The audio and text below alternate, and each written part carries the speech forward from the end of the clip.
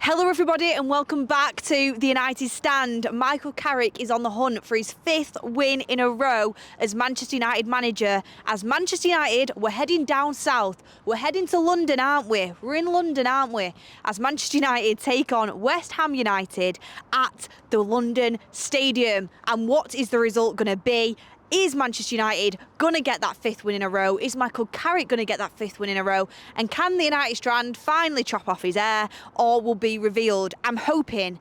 I mean, this should be. After going through the derby, after going to the Emirates, after beating Marco Silva's Fulham, after that result against Spurs. I mean, it's just Spurs, 2-0. We broke the deadlock. We broke that juju that Spurs had over us where they just kept beating us. We've gone through all that. Surely we don't slip up against West Ham, against a team that looks like they're going to be relegated. I mean, I haven't quite fathomed yet that West Ham are probably going to be relegated. I mean, don't get me wrong, Spurs might chip in and get them out of it.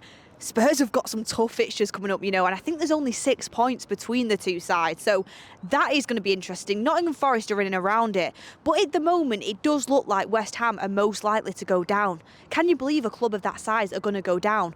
But these are the teams in the past that we've struggled against. And I am not going into this game thinking, yep, you might as well shave your head, United Strand, before we even kick off, because this is going to be an easy win. I'm not going into this thinking, feet up, let's relax, this is going to be a win down in London. Because of a couple of things. I mean, the first things first, we have not got a good record against West Ham. I'm going to go through that in a second, especially at their ground. Next thing is, usually away from home in London, we've also not got the best record. I mean, Michael Carrick went to Arsenal and did the business. They hadn't lost at the Emirates since May 2025, and we managed to beat them. So we're in good stead. We're definitely in good stead. But usually, if we're making a away trip down to London, it's been tough for us. Brentford away, it's been a tough place to go. Arsenal away in the past has been tough, but Michael Carrick has sort of broken that spell and broken that curse for us. Chelsea, Stamford Bridge has been a tough place to go. Crystal Palace, Selhurst Park has been a tough place to go. Craven Cottage has been a tough place to go. I mean, the list could go on and on and on. So I'm not going into it thinking it's going to be easy. But also as well, I mean, this is the type of team that Man United, after beating the likes of City, Arsenal, Fulham are a good side, Spurs, I know they went down to 10 men, but Spurs are still Spurs. You just never know what you're going to get. This is the type of game we have slipped up upon. So I'm not sat here thinking it's going to be easy. And the players have got to know that. Michael Carrick will definitely know that. He's cool, calm, he's collected. I mean, he's saying all the right things. I've just listened to his press conference, and the way he delivers the message of enjoying a win, thriving off a win, taking in that emotion, but also knowing how hard that win was to achieve, the effort that went into it, the preparation that went into it, and how good that feeling is, and bottling it. He's learnt from the best in Sir Alex Ferguson, and I genuinely think the players can resonate with him because he's been there, he's done that. He's won games on a consistent level for Manchester United. He's won big games. He's won games that you're expected to win. He's won away games down in London. He's won home games at Old Trafford. He's won against every type of opposition, and he knows what it takes at a club like Manchester United, because Manchester United just is a different kettle of fish. It just is. Like, it's so hard to block out the noise, and it's so hard to go on that consistent winning run, especially within recent periods, as of what we've seen. I mean, this is our best unbeaten run since the Ralph Rangnick era, which it's a long time ago now. I think that was about 2022. It's the longest streak of wins in the Premier League since, I think it's around February 2024 under Eric Ten Hag. So Michael Carrick is doing well, but can it continue? And on paper, we should be beating West Ham. We just have to be. So if you look at our previous record against West Ham, though, it doesn't give you the utmost confidence. Michael Carrick might give you confidence. I mean, Carrick is definitely giving me confidence. But the recent record isn't one that you'd look at and say, this is a happy hunting ground for Manchester United. So Manchester United versus West Ham over the past 5 games. The last one was at Old Trafford. We all remember that 1-1 under Ruben Amorim. That was a dire day, wasn't it? I remember walking out of the stadium and I was just so disappointed. I was so frustrated with Manchester United of where we've fallen to, the type of football we were playing, the approach from our manager, the pragmatic approach from our manager. And you know what? We deserve to walk away with a draw in that game. We got what we deserved for playing pragmatic football, where we didn't go to Old Trafford as a Manchester United team that is out there and going to do everything we can to win. We were mismanaged that day and we got what we deserved in a 1-1. So the most recent result against West Ham was a 1-1, which isn't good enough. And if you think about all the points we've dropped against, the West Hams, the Bournemouths, the Evertons, Wolves at Old Trafford, can you believe that? I mean, the amount of points we've dropped that we should have picked up. I mean, we're doing pretty well now in the Champions League spots, and if you look at the fixtures we've got, you'd expect us to get Champions League, to be fair. But imagine where we could have been. Anyway, we're looking forward to the future. We're not looking back on the past. We're moving forward, and what can we do to get as high as a possible finish in the Premier League? So, our last game against West Ham, 1-0 at Old Trafford. Before that, Old Trafford again, West Ham won 2-0. I mean, can you believe that? The game before that, we're down in London. We're in London, aren't we? West Ham beat us 2-1.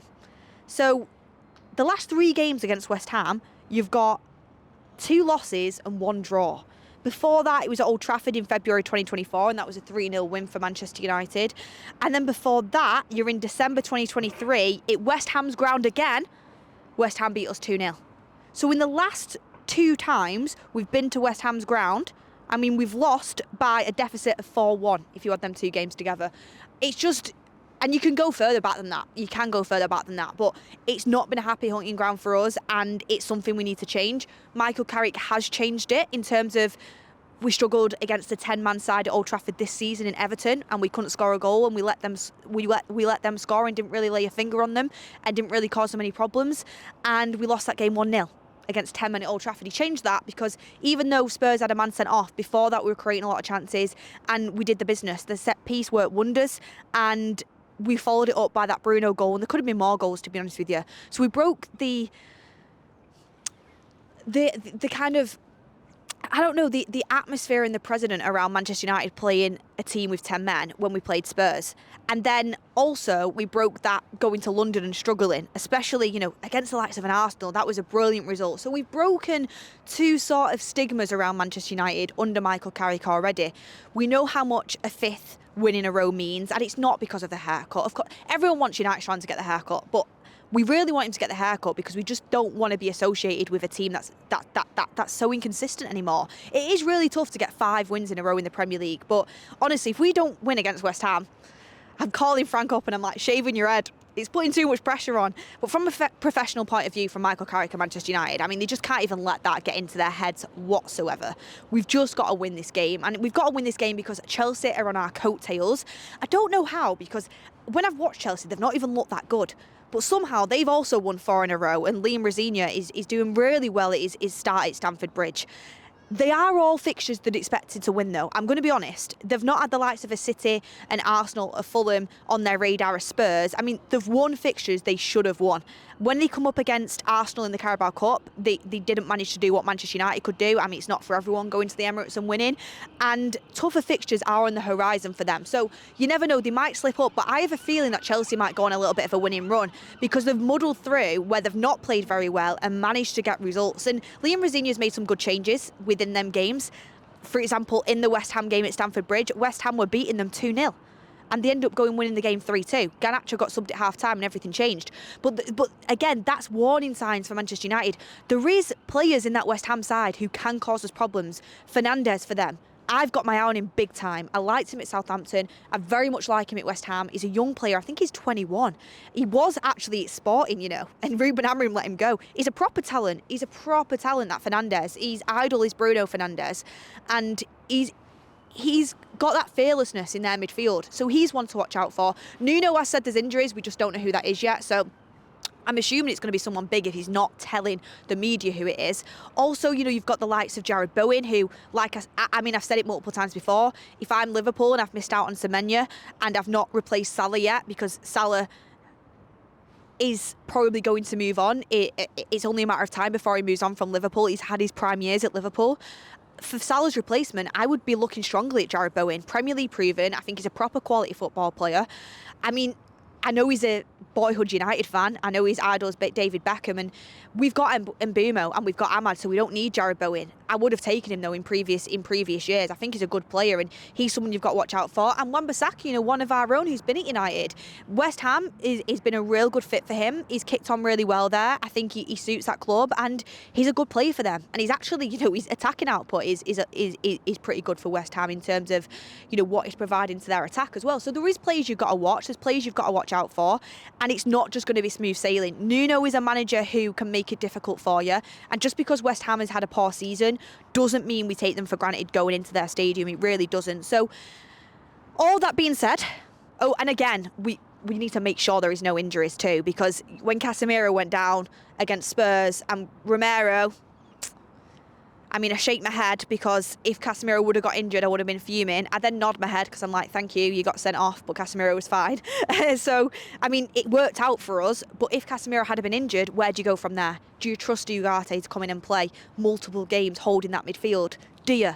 Casemiro is one of our best players at the minute. He's absolutely, he's like he's gone back in time. He's playing some of the best football he's ever played. I think the best Casemiro I've seen was in that first year when he was playing for Man United under Ten Hag, and he was up there for Player of the Year. But I tell you what, he's getting back to that place. He has been phenomenal since Michael Carrick came in. He was good before that, to be honest, all season. He's shown up, but under Michael Carrick, he's gone to a new level. So Casemiro, keep him